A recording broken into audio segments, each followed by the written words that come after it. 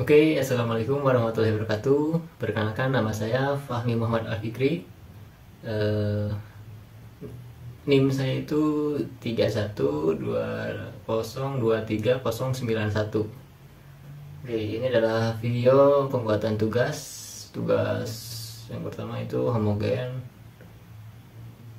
Yang pertama itu uji validitas dan realitas. Terus yang kedua itu homogen, non homogen dan bivariat numerik. Terus yang ketiga univariat dan bivariat kategorik. Oke, kita langsung saja ke soal nomor 1 ya. Ini soalnya lakukan uji validitas dan uji reliabilitas. Nah, untuk lakukan uji validitas ini lumayan mudah ya. Kita tinggal jumlahkan pertanyaan 1 dari pertanyaan 1 sampai pertanyaan 12. Nah ya, kita jumlahkan dengan cara kita blok sampai sini. Terus sebenarnya ini kita bisa pakai sum ya, rumus sum kita bisa ketik atau kita bisa pencet ini aja. Ini adalah auto sum ya. Sum itu adalah penjumlahan di dalam Excel. Nah, setelah keluar jumlah, kita ini ketik ya di sini jumlah. Terus kita, karena tadi yang nomor 1 sudah ada rumus sumnya, kita kok tinggal kopikan aja ke bawah. Nah, ini hasilnya. Setelah kayak gini sudah ada jumlahnya, kita tinggal kopikan ke SPSS ya. Dikopi dari pertanyaan 1 sampai pertanyaan 12. Dengan jumlah juga ya. Dengan jumlah juga sampai nomor 30. Tinggal kita copy. Langsung kita buka SPSS-nya. Ya, terus kita pastekan di variabel 1 nomor 1 ya. Nah, kita copy di data view. Setelah itu kita ke variable view. Nah, di sini kan untuk name-nya masih panjang ya, jadi kurang bagus juga. Jadi kita pencet aja biar kita ganti ya, di refresh. Terus kita tulis kata-kata yang mau digantinya apa. Nah, di sini kita tulis var 0001 ya. Enggak, 00 doang berarti. Terus di sini ditulis dengan P ya. P itu pertanyaan. Terus kita refresh all.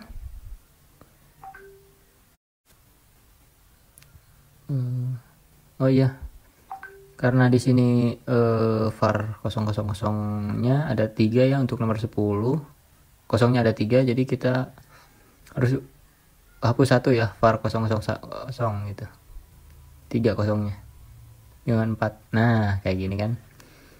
Jadi semuanya sama dari P1 sampai P13, nggak ada kosongnya ya.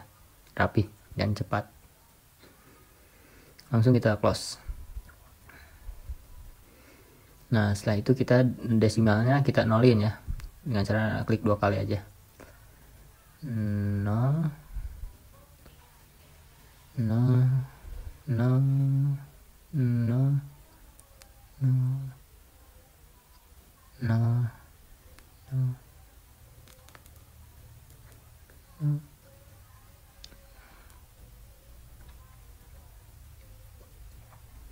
Nah, setelah itu kita label, kita samain sama dengan name.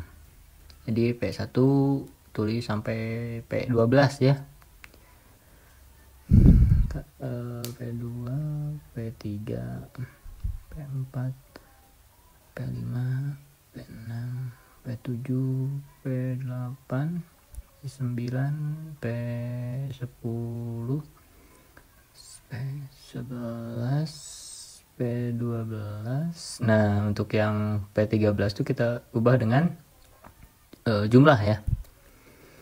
Jumlah. Ini juga sama, kita ganti dengan jumlah yang di name. Oke, setelah itu kita kembali ke data view. Nah, data view kita cek sampai nomor 30 udah atau belumnya. Terus kita ke analyze. Terus kita correlate. Nah, bivariate. Kita pindahkan semuanya ya ke variabel, termasuk jumlah. Terus kita oke kan langsung karena semuanya udah terchecklist ya yang kita butuhin. Nah, ini adalah hasilnya ya. Jadi yang kita lihat adalah save to valid dan jumlahnya ya. Itu dikatakan valid jika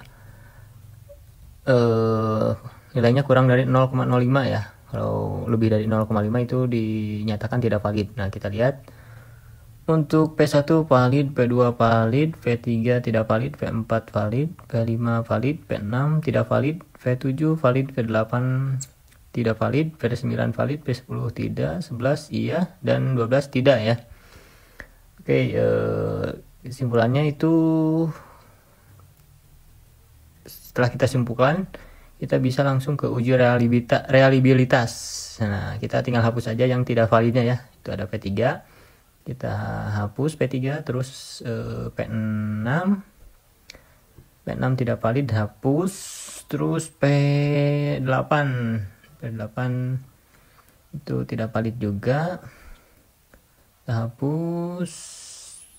Terus P10 itu tidak valid, hapus. Dan P12 ya. Nah, jadi P1, P2, P4, P5, P7, P9, P11 itu valid ya. Jadi ini adalah data yang akan dilanjutkan menjadi data reliabilitas ya, diuji reliabilitasnya. Itu caranya tinggal kita kita lihat cari analis. Terus kita cari scale. Nah, ini scale. Langsung kita pencet reliability analysis. Nah, terus ini tuh semuanya kita pindahin kecuali yang jumlah ya. Yang jumlah jangan ada di kolom item. Jadi kita keluarin lagi yang jumlahnya. Setelah itu kita pilih modelnya yang alpha ya. Lalu oke. Nah, ini adalah hasilnya ya. Nah, kita lihat di kolom reliability analysis ini nih. Nah, ini dikatakan reliability atau reliable jika menurut cohort alpha ya, jika nilainya lebih dari 0,6 dan ini nilainya lebih dari 0,6 ya. Jadi ini terbukti reliability ya. Nah, kita lanjut ke soal nomor selanjutnya. Kita ke SPS dulu, kita file new data ya.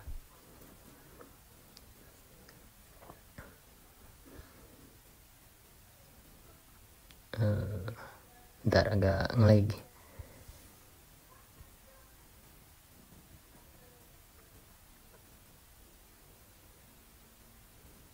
Nah, terus kita ke Excel-nya dulu lagi. Kita yang pencet yang homogen. Ini soalnya homogen, non homogen dan bivariate numerik. Nah, ini caranya langsung aja ya. Kita copy dulu dari nomor 1, dari RW1 ya, nomor 1 RW1 itu sampai semuanya sampai ke bawah, kita kopas ke sini. Terus yang RW2 nya kita kopas di nomor 21 nih, di bawah RW1. Yang ini kita kopas di bawahnya nih.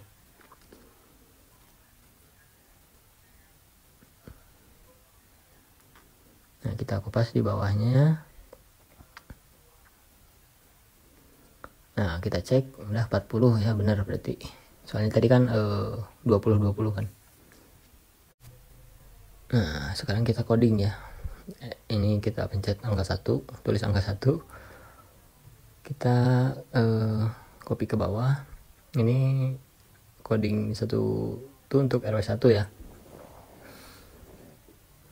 RW1 kita copy di variabel yang kedua, terus ntar cek dulu pas 20 ya, dan kita coding 2 untuk nomor 21 di sini kita tulis angka 2. Terus kita copy juga ke bawah ya, ke bawah, lalu paste lagi di SPSS nya. Nah kayak gini pas 40 kita cek ya, selalu cek takutnya ada yang kurang. Nah masuk ke variable view, ini namanya kita ganti ya, jadi pengetahuan ya. Untuk nomor 1 kita ganti pengetahuan, untuk yang nomor 2 kita ganti ke kelompok ya, kelompok. Terus desimalnya kita nolin lagi. Untuk labelnya di sini kita hasil pengetahuan, dan yang kedua hasil kelompok.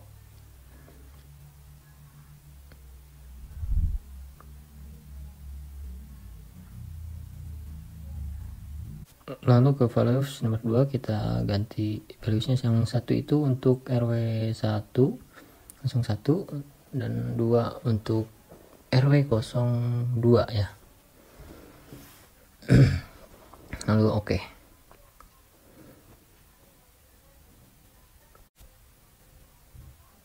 Nah kita cek ya di logo ini. Nah setelah kita cek ini benar tuh, kita kembaliin lagi aja. Jika sudah, kita bisa langsung ke uji normalitas ya. Ini kita klik deskriptif statistik, lalu explore. Nah ini hasil pengetahuan kita masukkan di dependent list, dan hasil kelompok di factor list ya. Terus kita plotnya itu di checklist di bagian normality, continue, lalu oke. Nah ini hasilnya ya. Nah kita lihat di tabel yang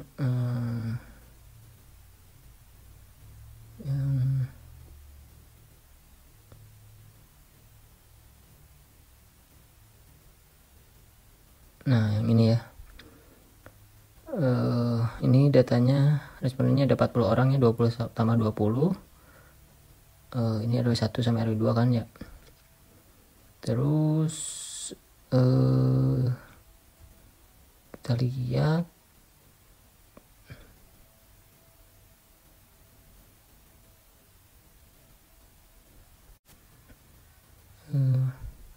nah ini kita lihat di tabel Sapirowild ya, karena respondennya kurang dari 50 orang ya kalau Sapirowild. Nah ini hasilnya, hasil intervensinya kan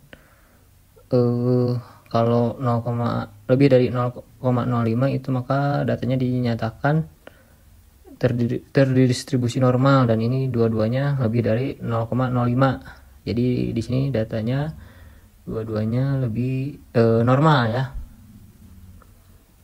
Nah setelah itu kita lanjut ke tes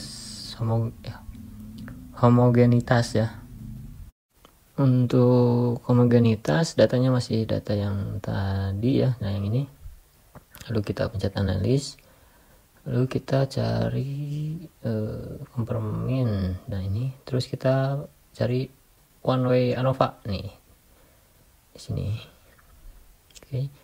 Untuk hasil pengetahuan kita pindah ke sini ke dependent list. Untuk hasil kelompok kita pindah ke faktor. Lalu kita ke options, kita pencet homogen yang ini lah ya. Lalu udah ya berarti continue, lalu oke. Nah ini hasilnya nih, one way. Nah kita lihat di tabel yang ini, kita lihat tabel nilai signifikannya ya. Di sini jika dilihat dari nilai signifikannya itu kalau lebih dari 0,5 maka datanya dinyatakan homogen. Jika kurang itu tidak homogen. Dan di sini nilainya kan 0,59 ya. Berarti itu datanya dinyatakan homogen. Oke, karena data dari kedua yang tadi itu sudah reliability atau normal dan yang ini tuh homogen, maka kita bisa lanjut untuk uji parametrik berarti ya. Nah itu, terus kita lanjut ke soal nomor berikutnya. Untuk soal nomor berikutnya kita ke file new data lagi.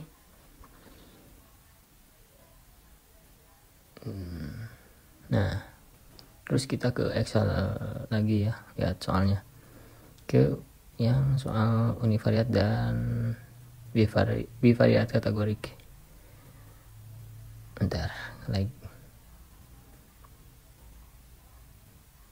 Nah,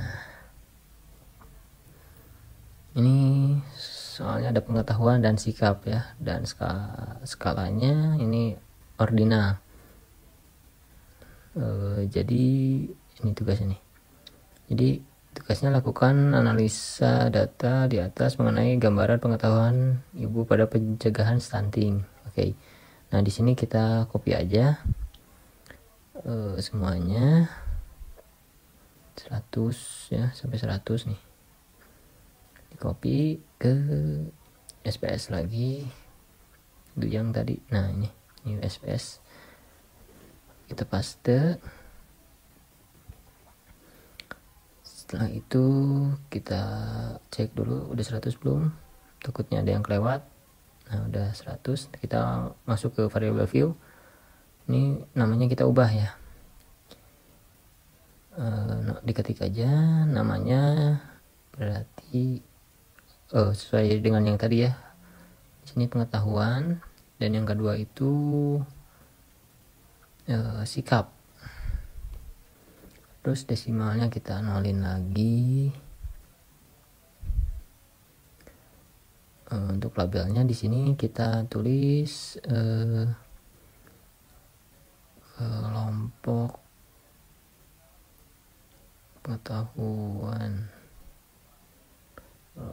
Kedua kelompok sikap.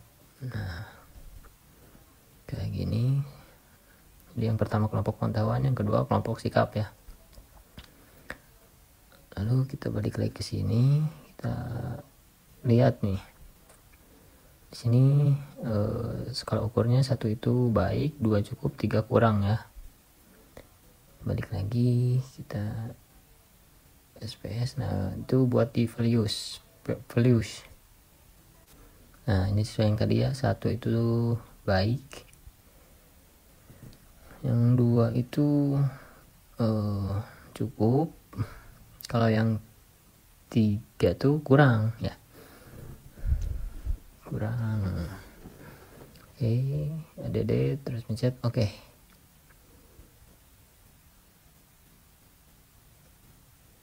Oke, susah.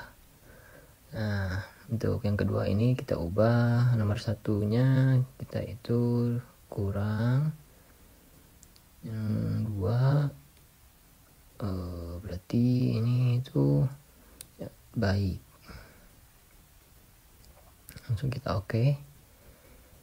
Balik lagi ke data view. Lalu kita cek dulu. Nah ini ya udah bener, baik. Terus kita masuk ke analyze.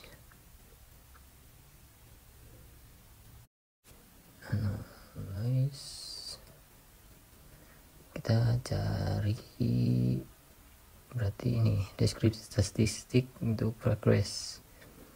Terus kelompok pengetahuan kita pindah ke variabelnya, hanya kelompok pengetahuan ya, yang sikapnya nggak usah kita pindahin, sesuai dengan soal.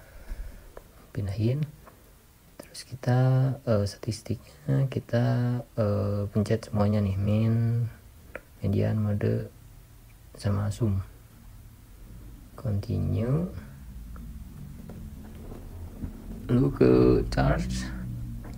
Di sini saya pengen pakai histogram, terus ditampilin ininya. Ntar. Nah, tampilin normal histogramnya, itunya ya. Ini ditampilin lah. Terus kita okein.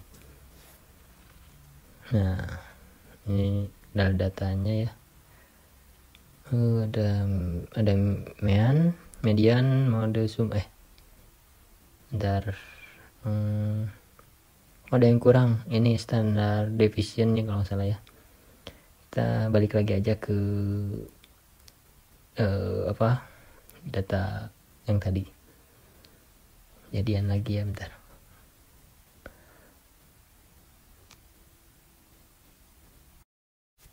Nah, apa ya, barusan yang kelewat di bagian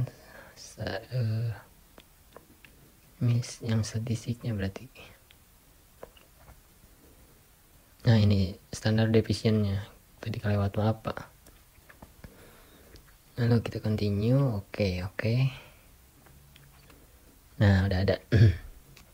Nah, ini ya, kita lihat di kelompok pengetahuan di sini ya. Ini berarti didominasi pengetahuannya tuh kurang ya, sebanyak 48. Untuk yang cukupnya 13 dan yang baiknya ada 39. Dengan total semuanya adalah 100%.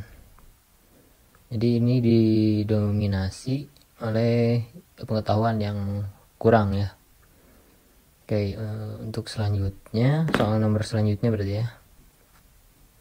Kita ini lakukan analisa mengenai pengukuran hubungan pengetahuan dan sikap ibu mengenai pencegahan stunting.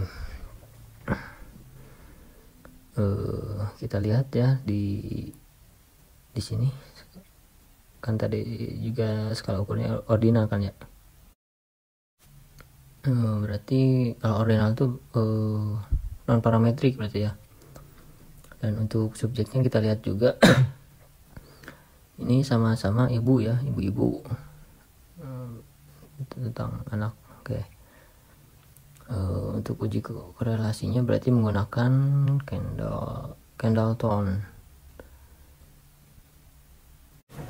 Nah, kita masuk data yang tadi ke analyze. Setelah itu kita ke correlate, lalu ke bivariate ya. Iya, di sini yang dimasukkan cuma pengetahuan aja ya. Oh enggak, ada dua-duanya kalau di sini tuh. Dua-duanya kita masukin. Tapi yang di checklist hanya Kendall-Tone aja. Ini personnya jangan di checklist. Udah itu aja. Ininya tetap aja sama kayak gini. Lalu oke. Nah, kita lihat hasilnya. Nah, ini. Nah, kita lihat dari nilai signifikasinya. Nah, ini yang kedua nih. Di sini nilainya 0,001 ya. Nah, ini bisa kita nyatakan berhubungan karena nilainya itu kurang dari 0,05. Kalau nilainya lebih dari 0,05 itu dinyatakan tidak berhubungan. Terus yang atas ini kan nilainya ini min ya, negatif. Ini arah hubungan. Terus menurut Sarwono, kalau mendekati angka 1 itu kekuatan korelasinya kuat ya. Menurut Sarwono itu kayak gitu. Nah, kesimpulannya ya, berarti datanya signifikan, terus berkorelasi, terus korelasinya itu tinggi, terus arahnya itu negatif ya. Itu simpulannya.